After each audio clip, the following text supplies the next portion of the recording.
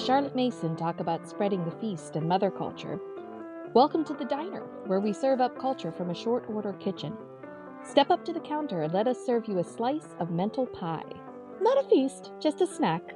A deep thought to chew on from a big, meaty book. It'll go good with a cup of coffee. Then you get your refreshed self back to the fray with a few new beautiful thoughts to think. It's Season 1, and the Blue Plate Special is Dr. Timothy Petitsis, The Ethics of Beauty. You know, that huge, intimidating popular theology book that you wish you had time to read? Well, have a couple bites of it with us and join the conversation. Welcome to the diner. I'm Lisa Rose, and I'm here with my co-author, Laura E. Wolf. Today, we wanted to talk some more about the idea that the opposite of war is not peace. And I know we touched on that in the last episode. The actual quote, the one that we want everybody to think about this time, is what Dr. Petitsis says in his own words. The opposite of war is not peace, but liturgy, the cognitive, bodily, totalizing act that steadily increases communion instead of cutting it. Liturgy is an act that purifies and knits the character together, whereas trauma unravels our character. In liturgy, I give my life for my brother and sister, I renounce retaliation, and I give my very body and blood for the life of the entire world. That it's so powerful because a lot of times when we use the word communion, we're thinking of just the Eucharist, right? Like we go to church and we receive communion, and that's the extent of our thought about it. Like it's the thing that we get when we go to church, right? But when we take the time to actually think about what it means that we're partaking of the body and blood of Christ and we are coming into communion with that body, it's much bigger than just the bread and the wine, changing into the body and blood. I mean, that's big enough in itself. But the fact that we are all coming together and we're all becoming part of this one body. Father Stephen Muse uses, in one of the books he wrote, he calls it remembering. He uses a dash in there. Is that when we are remembering, the Holy Supper, we are re-membering the body of Christ. Member being the verb to put together a body. So I always thought that was a powerful, powerful use of that word. Is when we remember Christ, we are physically putting his body back together in the act of communion. Yes. Remembering. So when we talk about this in the context of war and being the opposite of war, he talks about the berserk state, right? And he talks about that being an anti-liturgy. And that's a powerful thing to think about too, because again, liturgy is another word that we just kind of throw around and don't really think about what it means. We know it means the work of the people, right? But like, what is that work that we're doing, except, like you said, remembering the body? We are coming together in this way where we are integrated with one another. War disintegrates, and liturgy and trauma. Yeah, war and trauma both. Yep. War and trauma both. And that's like the description. That's how this applies to all of us and not just soldiers, is that our traumatic experiences are the things that happen to us because of our own sins or the sins of other people that literally pull our characters apart. We become less ourselves because of these sins and betrayals and evils. There's a popular song my teenager listens to where he refers to the feeling of trauma as making you a ghost. So it kind of ties into this. If trauma makes us a ghost, then it's being at peace is not the answer to being a ghost. Because, when you think about being at peace, the placidity in that is not the same thing at all as a putting back together. You can be broken and still at peace, right? You can find that place of acceptance of reality or whatever. A lot of people do this in secular traditions or Buddhist traditions or whatever. They're able to find peace through their trauma, but they're not experiencing what the real opposite of trauma or war is, which is what we're talking about here, this remembering, this putting back together of their authentic self. Yeah, there's a temptation in trauma that can kind of lead to this idea that we're alone, in everything that we do, like Mm-hmm. so isolated. No one has experienced what I have experienced. No one knows what I've gone through, and no one can understand. And that sometimes the temptation is almost to take a pride in that, Oh to yeah. say, well, I am something in my aloneness. I call it the suffering Olympics, Ah, you know?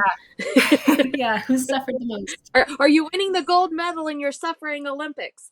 Are you suffering worse than anybody else? Because that's what suffering does to us. Is it feels so particular and so much an instant, a particular instant of life, that and so totalizing that we can't imagine that anybody else could ever compassionately Mhm. empathize with our experience of Yeah. life. Yeah.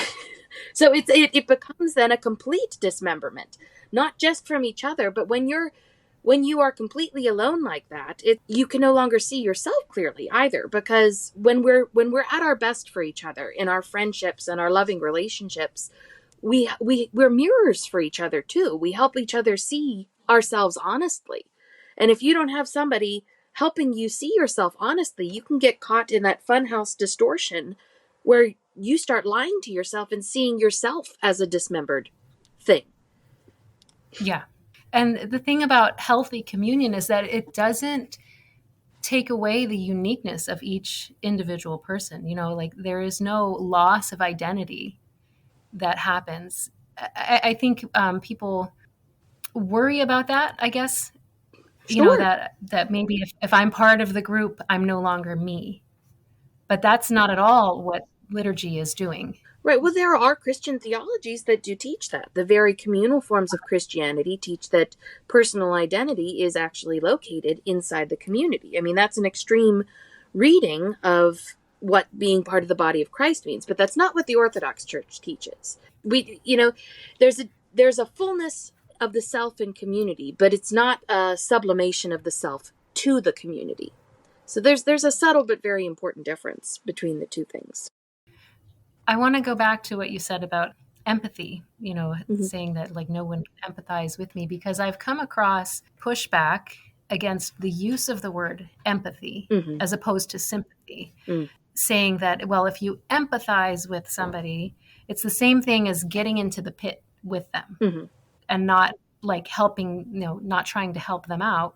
Whereas if you sympathize, you can feel sad, you can feel sorrow for them and for their situation, but you're not actually trying to experience the same thing that they're experiencing. I can kind of get that, but at the same time, I feel a pushback against that pushback in myself, saying, well, I mean, what did Christ do but empathize with us to such a full extent that he became one of us? I've heard this same thing too, that this weaponized empathy, this polemic of trying to turn the word empathy into something manipulative.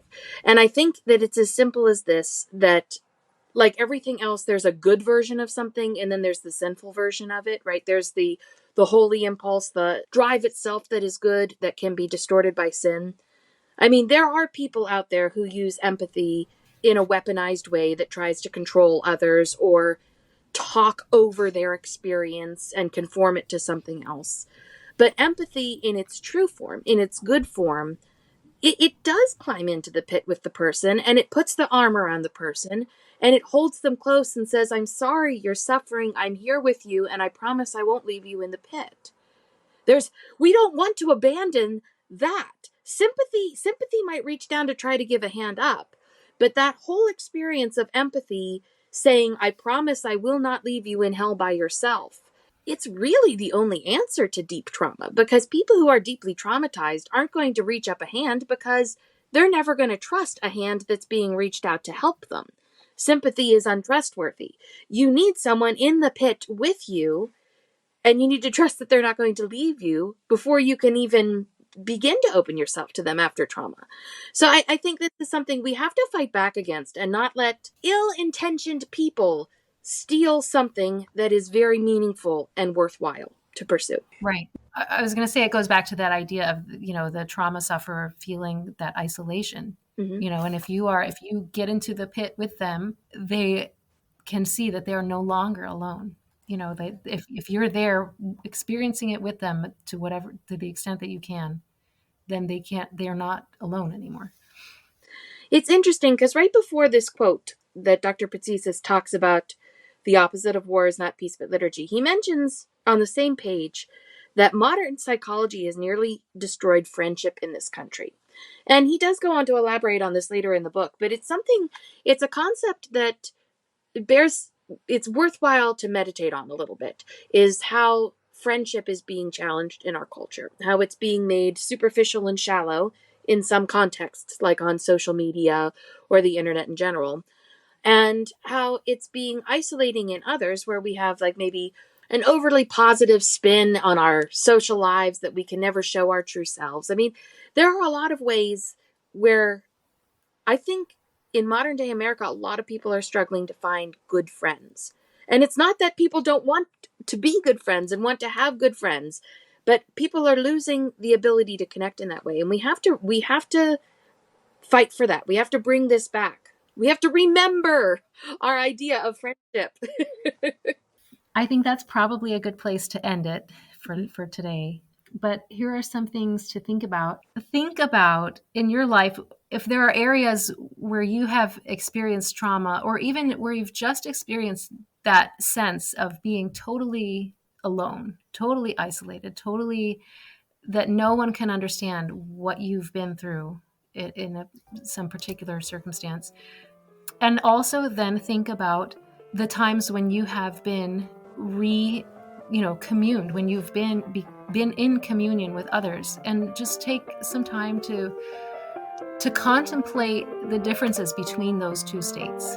How is the practice of liturgy, being with Christ within the community of believers, how does that bring you back together as a person?